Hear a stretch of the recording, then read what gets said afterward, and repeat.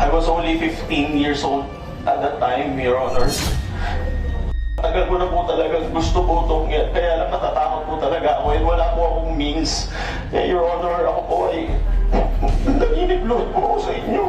Natulungan niyo po ako kasi ang tagal ko na po nitong tinago lang po sa ano ko po.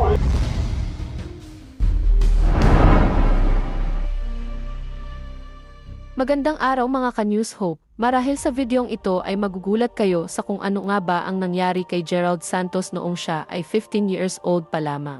Si Gerald Padua Santos ay isang Pilipinong mang-aawit at aktor na lumabas sa ilang reality show, musikal at pelikula. Siya ay naglabas ng ilang awit sa kanyang mga album at una siyang nagbida sa reality singing contest na Pinoy Pop Superstar noong taong 2006 at kalaunan ay nakakuha ng ilang mga parangal.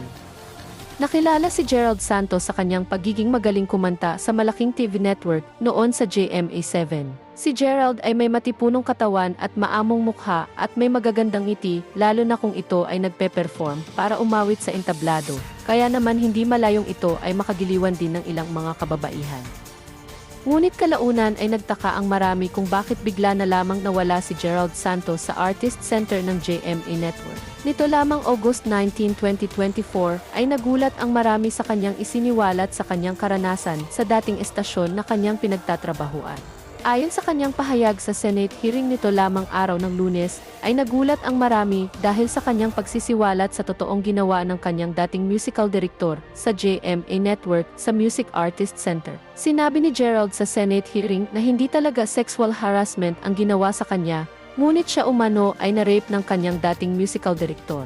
Sa likod ng pagiging maamong mukha ni Gerald Santos, ay mayroon pala itong itinatagong masalimuot na nakaraan na kahit ako ay labis na nagulat sa totoong nangyari sa kanya noong siya ay 15 years old pa lamang.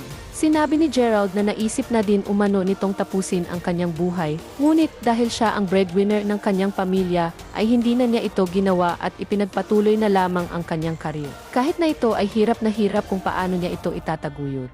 Dahil dito ay nagulat ang marami at nakaramdam ng lubos na awa sa binata.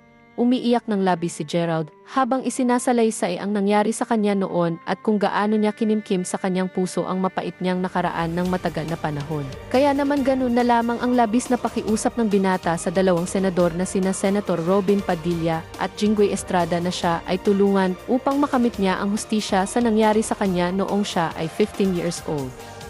Makikita sa video ang nakakaawang pagyak ng binata kasabay ng kanyang kwento sa dahilan ng pagkamatay ng kanyang lolo, ngunit hindi nakamit ni Gerald ang hustisya sa nakalipas ng maraming taon. Kaya ngayon ay nagkaroon siya ng lakas ng loob na idulog ito sa Senado upang humingi ng tulong at makamit ang matagal na niyang minimiting hustisya. Ano ang masasabi niyo sa mga pahayag na ito ni Gerald Santos mga ka-News Hope? At kung isa ka sa nakaramdam ng awa sa nangyari sa kanya at gustong makamit ang hustisyang matagal na niyang hinahanap, ay samahan niyo kami sa pagdaing sa Diyos na tuluyan ng malutas ni Gerald ang matagal na niyang kinikimkim sa kanyang puso.